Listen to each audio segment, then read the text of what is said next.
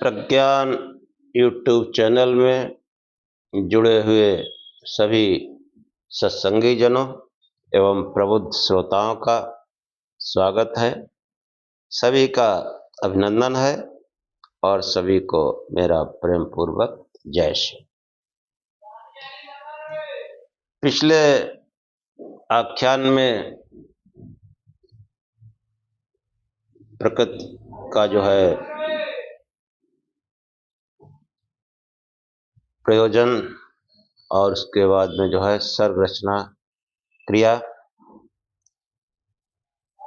के संबंध में बताया गया तथा दिशा एवं काल का जो स्वरूप है उसको बताने का प्रयत्न किया और उसी को आगे बढ़ाते हुए आज का आख्यान प्रारंभ करते हैं।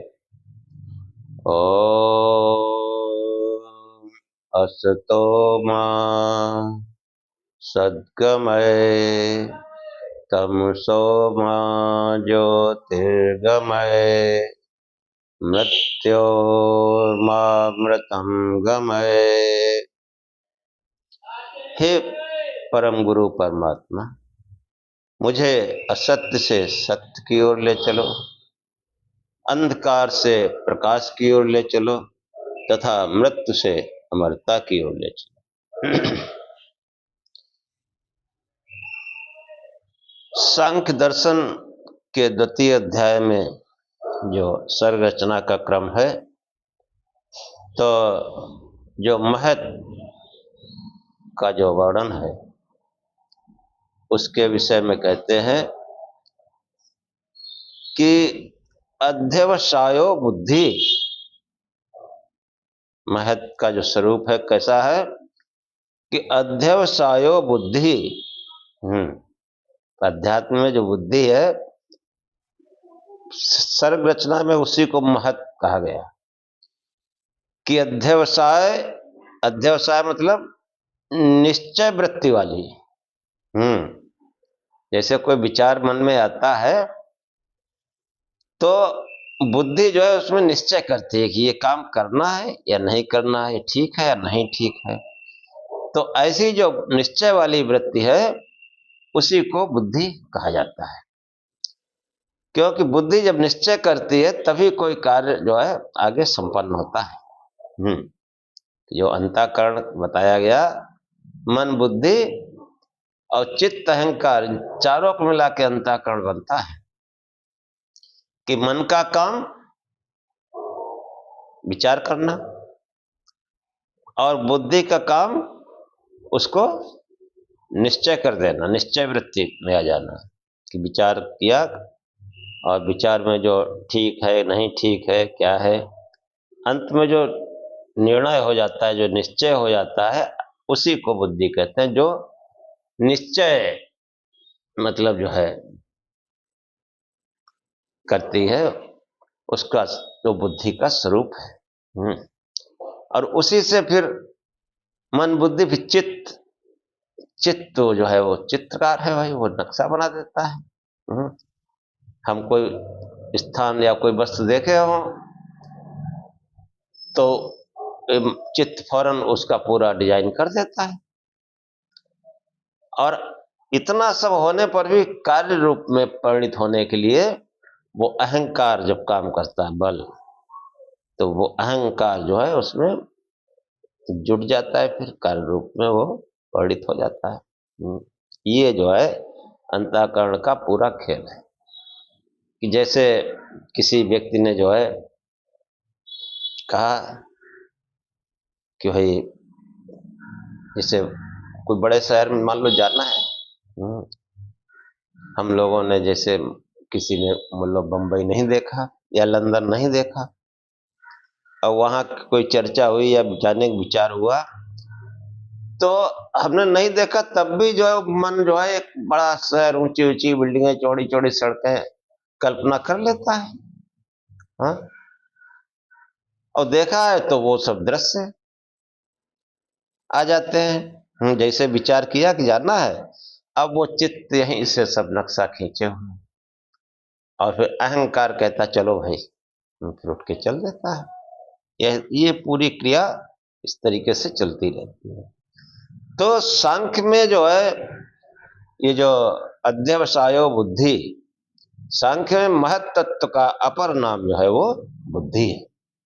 ये अध्यवसाय स्वरूप है। अध्यवसाय निश्चय को कहते हैं। यद्यपि निश्चय बुद्धि नहीं, प्रत्युत निश्चय कराने वाली बुद्धि होती है। इसलिए जिसकी निश्चयात्मिका वृत्ति है अथवा जो निश्चय वृत्तिक है वह बुद्धि है, ऐसा कहना चाहिए। निश्चय करना बुद्धि का व्यापार है अर्थात कार्य है। निश्चय करना बुद्धि का व्यापार अर्थात कार्य है। निश्चय वृत्ति अर्थात धर्म है। निश्चय वृत्ति अर्थात धर्म है। निश्चय है धर्म है और बुद्धि धर्मी है। सूत्र की रचना ऐसी है जिससे प्रतीत होता है कि यहाँ धर्म को ही धर्मी कह दिया गया है। ये दोनों की अभेद भावना से कह दिया गया है। अव्यक्त प्रकृति के अनंतर यह सर्वप्रथम व्यक्त पदार्थ है जिसका नाम, इसीलिए इसका नाम महत है। निश्चयात्मिका वृत्ति का कारण होने से यह बुद्धि है। और आगे कहते हैं कि अध्यवसाय के अतिरिक्त बुद्धि के अन्य कार्यों का भी सूत्रकार निर्देश करता है। कि जो है अध्यवसाय के अतिरिक्त जो है बुद्धि के अन्य कार्य भी हैं, उनको बताते हुए कपिल मुनि कहते हैं तत्कार्यम धर्मादि, उस बुद्धि के कार्य धर्म आदि हैं। धर्म आदि भी बुद्धि के कार्य हैं। आदि पद से ज्ञान वैराग्य ऐश्वर्य का संग्रह हो जाता है। ज्ञान वैराग्य और ऐश्वर्य, यही तो धर्म है। पहला धर्म का ज्ञान, ज्ञान करो, उस चेतन और अचेतन को समझो, और अचेतन जो है वो उससे हमारे सब ऐश्वर्य संग्रह होते हैं।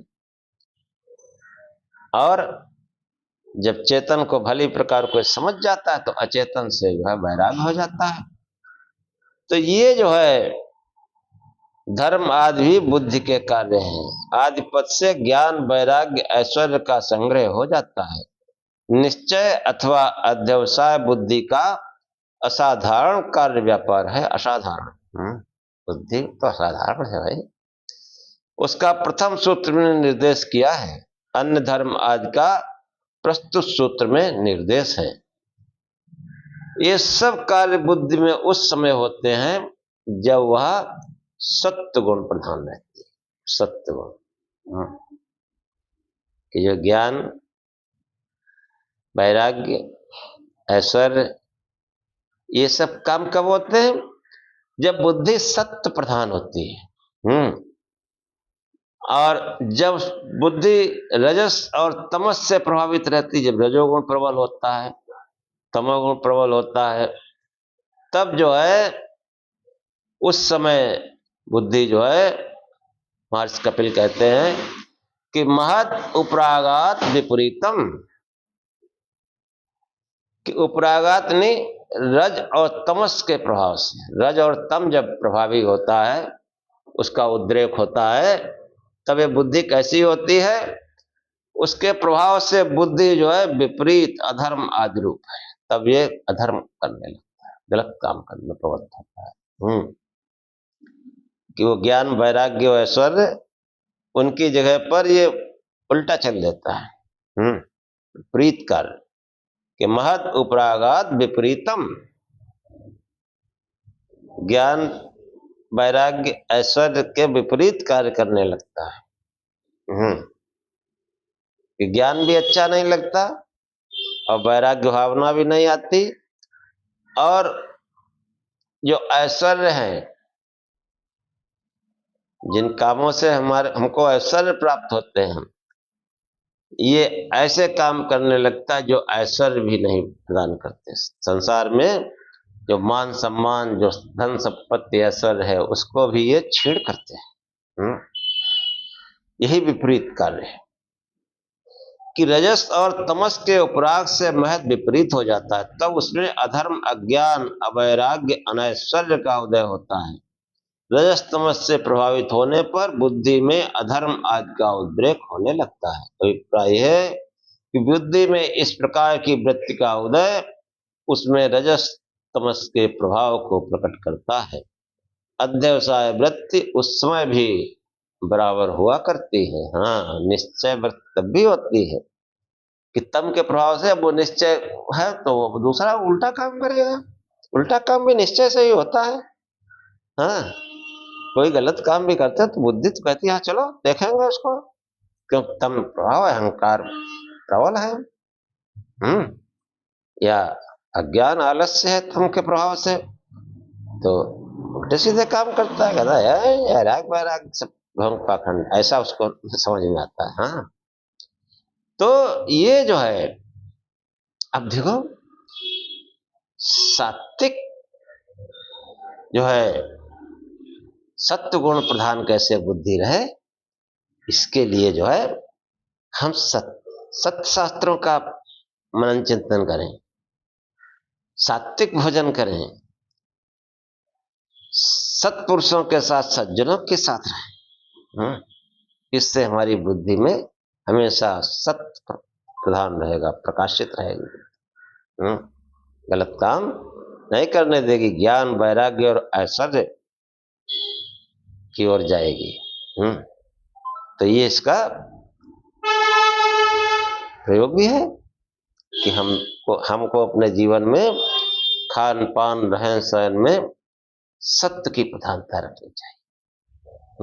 शाकाहारी सात्विक भोजन करें और अच्छे लोगों के साथ रहें, अच्छी पुस्तकें पढ़ें, वेद शास्त्र पढ़ें। तो ये जो है, अब इसके आगे जो है अहंकार के स्वरूप का वर्णन है। महत से अहंकार है। सत्रस्तम साम्यावस्था प्रकृति, प्रकृति महान, महत अहंकारो, महत से अहंकार। तो अहंकार क्या है कि अभिमानो अहंकार, अभिमान वृत्ति वाला अहंकार है। अभिमानो अहंकारा, अभिमान वृत्ति वाला अहंकार है। अहंकार का स्वरूप है अभिमान। जैसे धर्म धर्मी की अभेद भावना से अध्यवसाय को बुद्धि कहा जाता है, वैसे यहाँ अभिमान को अहंकार कहा है। वस्तुतः अभिमान वृत्तिक अहंकार है, ऐसा कहना चाहिए। अभिमान जिसकी वृत्ति है, व्यापार है, अहम भावना का नाम अभिमान है। अहम है, अहम में की अहम मय भावना का जो साधन है, अहम जिसकी वृत्ति है, वो अहंकार कहा जाता है। अहम वृत्तिक होने के कारण ही इसका नाम अहंकार है। मैं ऐसा करूंगा, मैं वो करूंगा, हाँ, ये अहंकार में ही बोलता है। और अहंकार के कार्य का निर्देश करते हुए महर्षि कपिल कहते हैं कि एकादश पंच तन्मात्र का तत्कार्यम। तो अहंकार के क्या कार्य हैं? एकादश पंच तन्मात्र, 11 इंद्रियां और पंच तन्मात्र, ये उस अहंकार के कार्य है। कि जो है एकादश इंद्रिय और पंच तन्मात्र अहंकार के कारण है। 11 इंद्रियां 2 भागों में विभक्त हैं, पहले बता चुके, आंतर एवं आभ्यंतर और बाह्य। आंतर इंद्रिय केवल एक है, मन। बाह्य इंद्रिय 10 हैं, जो 2 विभागों में विभक्त हैं, 5 ज्ञानेंद्रियां, 5 कर्मेंद्रियां। 5 ज्ञानेंद्रियां कौन सी है? श्रोत, त्वक, चक्षु, रसन, घ्राण। और 5 कर्मेंद्रियां वाक, पाणि, पाद, पायु, उपस्थ। और पंच तन्मात्र जो है पंच सूक्ष्म भूत कहे जाते हैं। हाँ, इनके नाम इनके कार्यों के आधार पर हैं कि शब्द तन्मात्र, स्पर्श तन्मात्र, रूप तन्मात्र, रस तन्मात्र, गंध तन्मात्र। ये जो है इनके जो है स्वरूप है। अब कौन सा कार्य किसके अहंकार से होता है? हाँ, कि जो है 11 इंद्रियां किस किस प्रकार के अहंकार से बनती हैं और पंच तन्मात्र किस अहंकार से बनते हैं। हाँ, वो सात्विक और तामसिक अहंकार बताया गया, वही यहां पर बताने का प्रयत्न किया गया कि जो है कहते हैं, कपिल कहते हैं कि सात्विक में एकादशकम प्रवर्तते वैकृता अहंकारात, कि वैकृत मतलब सात्विक अहंकार से सत्य प्रधान मतलब एकादश 11 इंद्रियों का समूह प्रवृत्त है। सात्विक अहंकार से क्या होता है कि वो 11 इंद्रियां उनका प्रादुर्भाव होता है, और तामसिक अहंकार से वो पंच तन्मात्र। कि सत्य गुण प्रधान अहंकार का नाम वैकृत है। वैकृत अहंकार से 11 इंद्रियां प्रवृत्त होती हैं। 11 इंद्रियों का कारण सात्विक अहंकार होने से ये भी सात्विक हैं। इनका सात्विक रूप, हाँ, इंद्रियां जो है उनका सात्विक रूप क्या है? ज्ञान ग्राहकता तथा क्रिया निर्वर्तकता में प्रकट होता है। ज्ञान और क्रिया के प्रकाशक होने से ये सात्विक है। कि ज्ञान यानी इंद्रियों से ज्ञान और कर्मेंद्रियों से कर्म, ये जो है ज्ञान और कर्म का प्रकाश इन 10 इंद्रियों से 11 इंद्रियों से होता है, इसलिए ये सात्विक हैं। वैकृत अहंकार से 11 इंद्रियों की उत्पत्ति का कथन ये स्पष्ट करता है कि तन्मात्रों की उत्पत्ति तामस अहंकार से होती है। जैसे सात्विक अहंकार का नाम वैकृत है, इसी प्रकार तामस अहंकार का नाम भूतादि है। कदाचित इसका भूतादि नाम इसलिए रखा गया हो कि भूतों के आदि अर्थात कारणभूत तन्मात्रों का उत्पादक है। राजस में गुणों की विषमता के कारण जहां जिस गुण का प्राधान्य होता है, उसी के आधार से विभिन्न कार्यों का उत्पादक हो जाता है अहंकार। और अहंकार के दोनों प्रकार के कार्यों में रजोगुण का पूरा सहयोग रहता है। दोनों, चाहे सात्विक और तामसिक, पहले बता चुके हैं कि जो है ये रजोगुण जो है इसका सहयोग रहता है कि वो चाहे सात्विक अगर है तो शुभ कार्य करेगा, और तामसिक है तो अशुभ कार्य करेगा। ये पूरा सहयोग रहता है।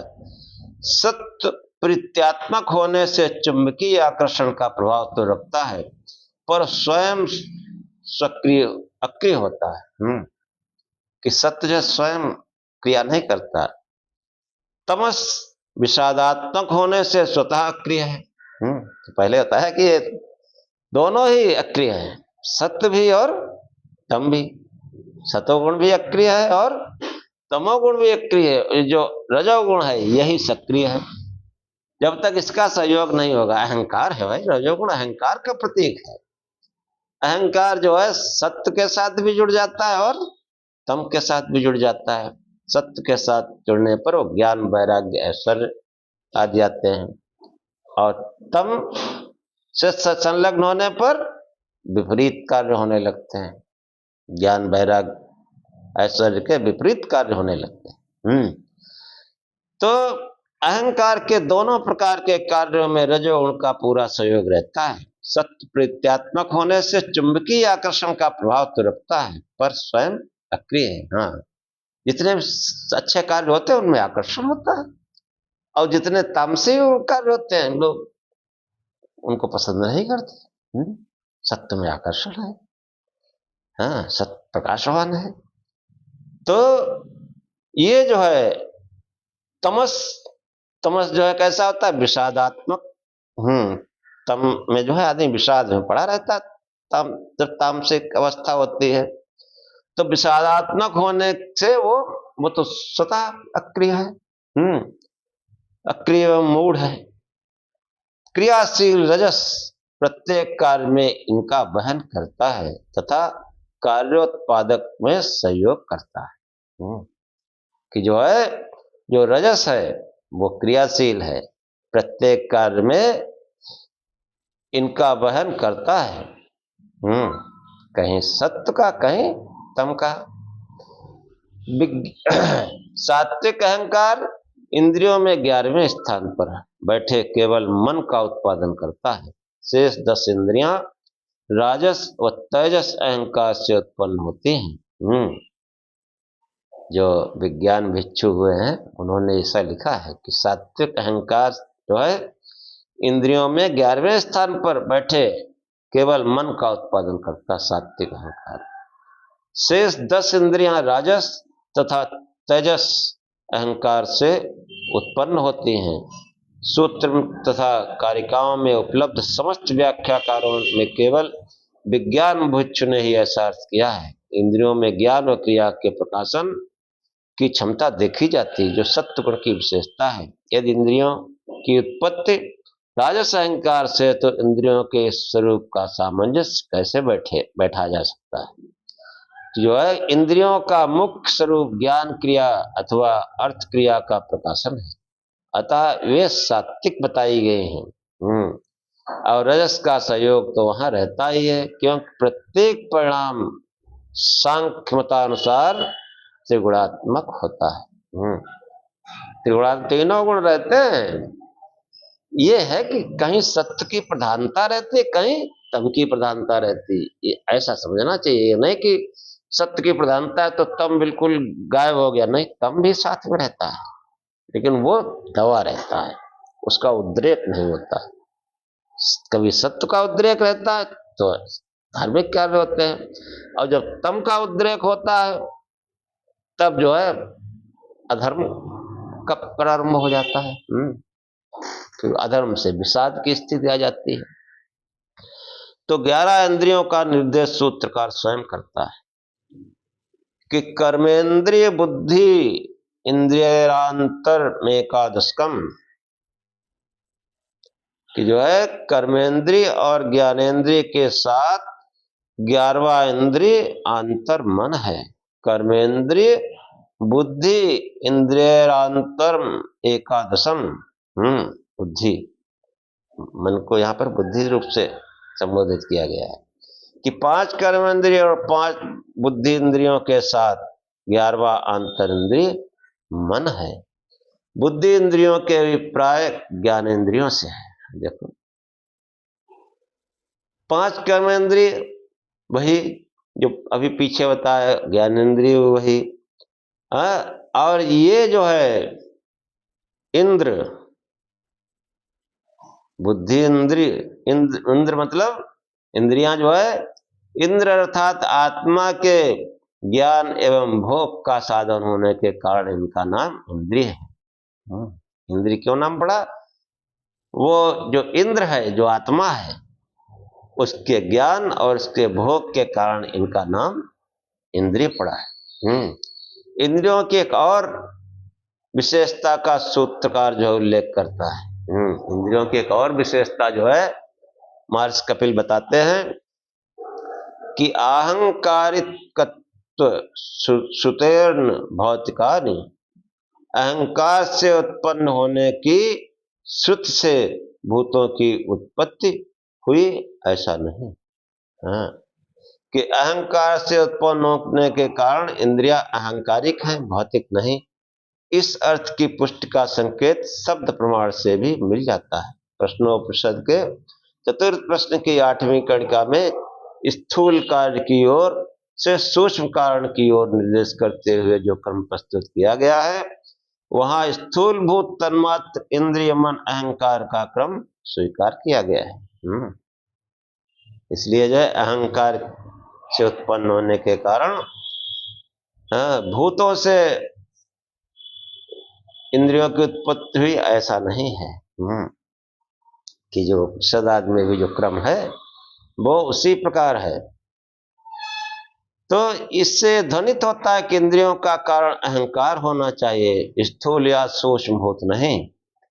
इंद्रियों की रचना के विचार में ये बात ध्यान रखना चाहिए कि इंद्रियां अर्थ प्रकाश होने के कारण सत्वगुण गुण प्रधान है, परंतु भूतों के निर्माण में तमोगुण की प्रधानता रहती है। इसलिए भूतों को इंद्रियों का कारण नहीं माना जा सकता। कोई सोचे कि इंद्रियां जो है पंच महाभूतों से बनी है या पंच तन्मात्रों से बनी है, नहीं, इनका कारण जो है वो सात्विक अहंकार है। तो इसके अतिरिक्त सर्ग की सांख्य प्रक्रिया के अनुसार इंद्रियों का प्रादुर्भाव हो जाने के अनंतर भूतों का निर्माण होता है। जब इंद्रियां प्रकट में आई तब तक भूतों का अस्तित्व ही न था, उनकी सत्ता केवल कारण रूप में थी, पर इंद्रियों का निर्माण अपने रूप में संपन्न हो चुका था। तब इंद्रियों को भौतिक अर्थात भूतों का विकार माना जाना संभव नहीं। इंद्रियां पहले बनी। वैदिक साहित्य में ऐसे निर्देश उपलब्ध होते हैं जहां अग्नि में वाक इंद्रिय के, आदित्य में चक्षु इंद्रिय के लय का उल्लेख, और प्रायः कारण में कार्य का लय का निर्देश किया जाता है। वाक और चक्षु के समान अन्य इंद्रियों का भी कारण अहंकार न होना चाहिए अथवा शब्द प्रमाण से इसका विरोध होगा। ऐसी ऐसी शंकाएं रखते हैं लोग। तो वो कहते हैं, कपिल मुनि इस शंका का समाधान करते हुए कि देवतालय श्रुतिर्नारंभ कर्ष, कि देवता में लय बताने वाली श्रुति उत्पादक का निर्देश नहीं है। कि अपने अपने देवताओं में लीन हो जाती है, लेकिन उत्पादक का निर्देश नहीं है, उसमें लय का तो है, उत्पादक का नहीं। देवता पद से व्यवहित माण अग्नि तथा आदित्य आदि में जो इंद्रिय का लय शब्द द्वारा प्रदर्शित किया गया है, ये शब्द अग्नि तथा आदित्य को इंद्रिय का आरंभक कारण जो है सिद्ध नहीं करता, क्योंकि कभी किसी वस्तु का अकारण में भी लय देखा जाता है। जैसे पृथ्वी पर जल गिरकर वहीं लीन हो जाता है, लेकिन वो पृथ्वी कारण थोड़े है, जल उसमें जल का लय कारण थोड़े अकारण है, फिर भी देखा जाता है। बसता है औपचारिक लय का निर्देश है, वास्तविक कार्य का कारण में लय नहीं। शब्द प्रमाण से उन्हीं स्थलों में आत्मा का आकाश में तथा स्रोत का दिशा में लय बताया गया है, जो कार्य कारण भाव के आधार पर संगत नहीं कहा जा सकता। वह केवल अदृश्यता की भावना से किया गया उल्लेख है। अदृश्यता, कोई चीज गायब हो गई तो ये उसकी भावना से उल्लेख कर दिया जाता है कि चक्षु जो है आदित्य में चले गए और इसी तरीके से जल जल में चला गया। ये जो है इस कारण जो है, इसलिए ऐसे कथनों के आधार पर उनके अनुसार इंद्रियों की कारणता का निर्णय नहीं किया जा सकता है। अब फिर आगे देखो क्या शंका है। इसके विपरीत इंद्रियों के अहंकार से उत्पत्ति में शब्द प्रमाण है तथा उनका विनाश भी अहंकार में लय होना जाना जाता है। ये है सही बात। इसी अर्थ को सूत्रकार ने जो है बताया कि जो है क्या बताया कि इसके विपरीत जो पहले बता चुके, इंद्रियों के अहंकार से उत्पत्ति में शब्द प्रमाण है। कि अहंकारात उभयो इंद्रियान, तथा उनका विनाश भी अहंकार में लय होना बताया जाता है।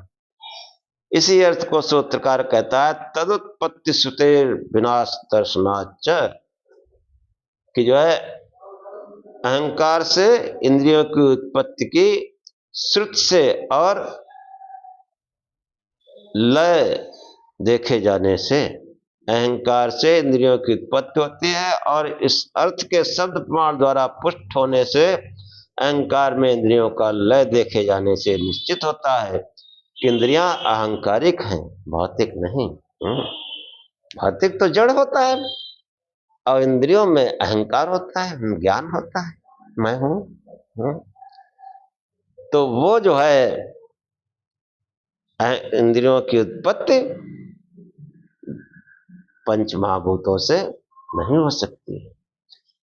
अहंकार से इंद्रियों की उत्पत्ति के संबंध में शब्द प्रमाण का संकेत पीछे ही किया जा चुका है 22वें सूत्र में ही। इंद्रिय संबंधी अन्य विशेषता का जो है उल्लेख करते हुए महर्षि कपिल कहते हैं कि अतीन्द्रियम इंद्रिय भ्रांता नाम अधिष्ठाने, कि इंद्रिय अतीन्द्रिय है गोलक में भ्रांतों की, गोलक में इंद्रिय प्रतीत भ्रांतों की है। कि इंद्रिय अतीन्द्रिय किसी भी इंद्रिय का स्वयं अथवा किसी अन्य इंद्रिय के द्वारा ग्रहण नहीं होता। कि जो इंद्रिय है वो अपना काम स्वयं करती है, कोई दूसरी इंद्रिय से ग्रहण नहीं होता। इसलिए प्रत्येक इंद्रिय अतीन्द्रिय है। इंद्रियों के अधिष्ठान गोलकों में इंद्रिया प्रतीत भ्रांत व्यक्तियों को होती है। अभिप्राय है कि गोलकों को इंद्रिय समझकर कहना कि इंद्रियों का इंद्रिय गोचर से ग्रहण हो जाता है, ये सर्वथा भ्रांति है। हाँ, कि जो इंद्रिय गोलक जो आंखें हैं, ये गोलक यही आंखें, ये नहीं, भ्रांति है। आंखें कुछ और हैं। हाँ, वरना तो जो है बहुत लोगों की आंखें ऐसे ही होती हैं और दिखाई नहीं देता। और कभी कभी जो है हमारा मन जो है कहीं लगा होता है तो आंख खुली भी रहती है, कुछ नहीं देख पाते, हमारे सामने कोई घटना हो जाती है। तो गोलक जो है वो कोई निश्चय नहीं है। तो सांख्य में 11 इंद्रियां स्वीकार की गई हैं। शिष्य आशंका करता है एक ही इंद्रिय मानने पर शक्ति भेद से उसी इंद्रिय द्वारा समस्त विषयों का ग्रहण हो सकेगा, फिर इतनी इंद्रियां मानना व्यर्थ है। कि जो है एक ही जो है उससे सब ज्ञान हो जाए, तो इतनी इंद्रियां मानने की क्या आवश्यकता है। हाँ, तो वो जो है महर्षि कपिल कहते हैं शक्ति भेदे अपि भेद सिद्धो नैकत्वम, शक्ति भेद होने पर भी भेद सिद्ध हो जाने पर एक होना इंद्रिय का नहीं है। सबकी अलग अलग शक्ति है। कानों की सुनने की शक्ति है, आंखों की देखने की शक्ति है, जीवा की जो है रस लेने की शक्ति है, नासिका की। ऐसे सबके एक एक कार्य है।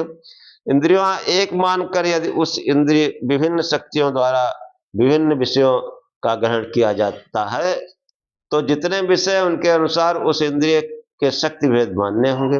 फिर इसी रूप में इंद्रियों का भेद सिद्ध हो गया कि उनका इंद्रिय नाम रखकर शक्ति भेद कह दिया गया। इस प्रकार विषय ग्रहण के लिए शक्ति भेद मानने पर भी साधन की अनेकता सिद्ध हो जाती है। तब एक इंद्रिय का एक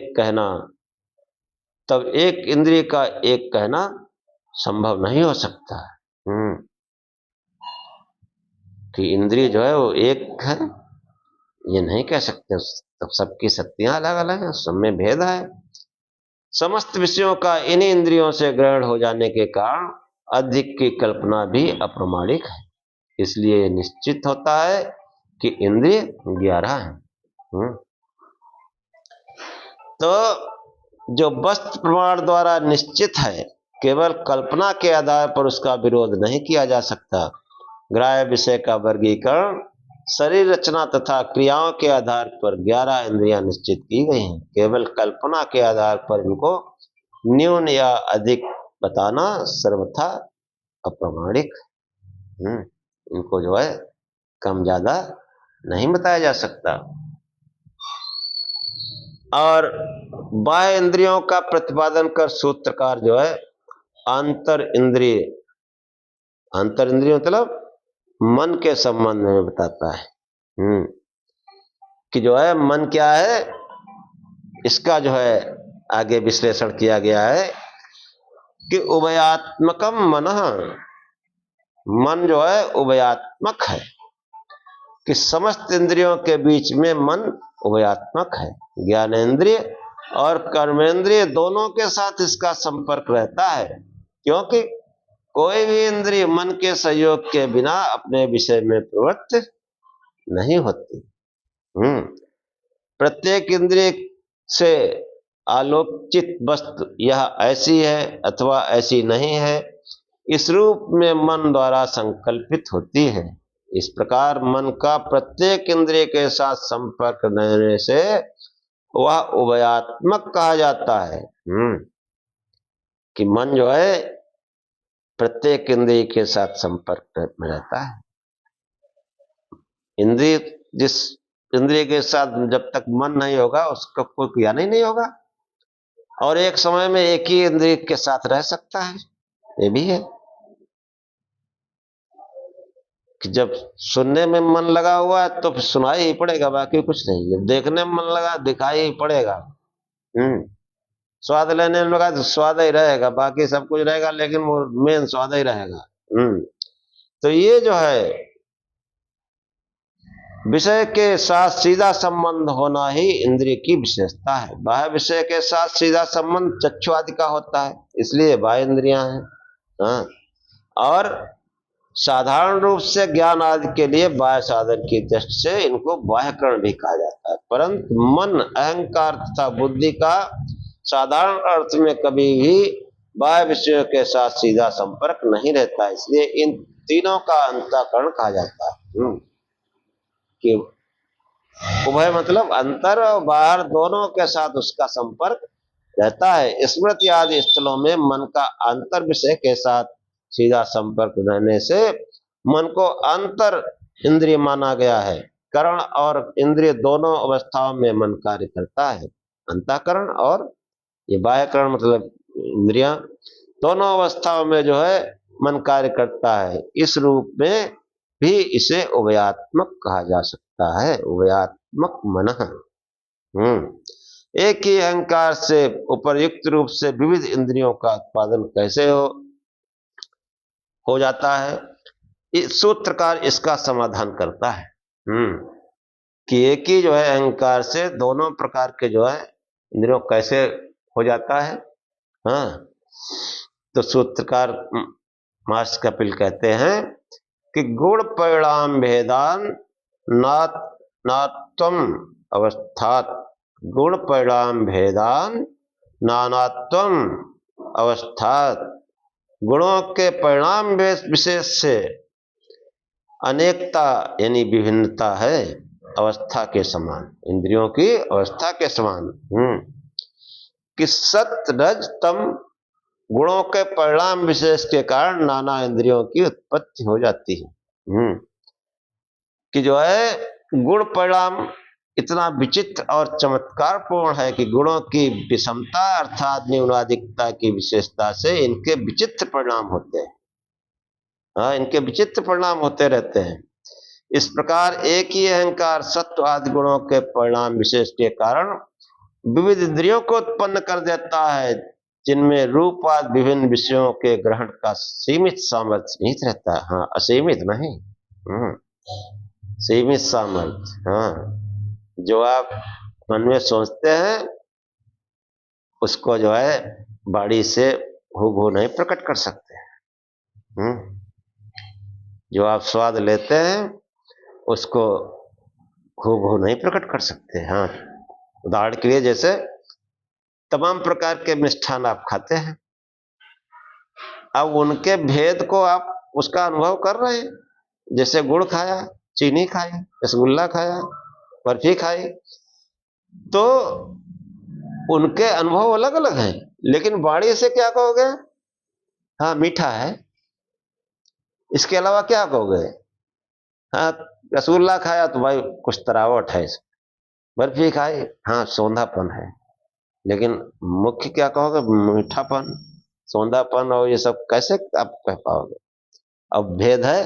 तो बाड़ी आदि जो इंद्रियां हैं, जो भी इंद्रियां हैं, उनका जो है सीमा है एक, कि वो उसको बिल्कुल जो है सीमित सामर्थ्य नहीं है। इसमें चक्षु रूप को ही ग्रहण कर सकती है, श्रोत केवल शब्द को, अन्य विषय का ग्रहण इनके द्वारा नहीं किया जा सकता। इनकी सबकी सीमाएं हैं। चक्षु जो है सुन नहीं सकते, कान जो है देख नहीं सकते। ऐसे ही सभी इंद्रियां हैं। तो जैसे एक ही देह का बाल्य, कौमार, यौवन, वार्धक्य आदि अवस्थाओं के रूप में विविध परिणाम होता है। ऐसे ही एक अहंकार अनेक रूप में सृष्टि कर देता है। ये केवल इंद्रिय सर्ग में नहीं, भूत आदि नामक तामस अहंकार से पंच तन्मात्र विविध सृष्टि होती है। ये सब गुण परिणाम की विशेषता का ही चमत्कार है। तो ये जो है इस प्रकार से वर्णन सर्ग रचना में आता है।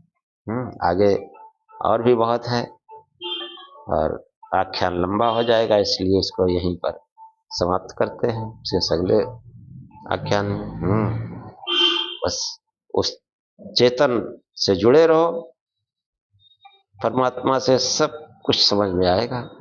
थोड़ा से शिव जाप करो और ध्यान करो प्रकाश स्वरूप से। फिर आगे अगले आख्यान में बताएंगे।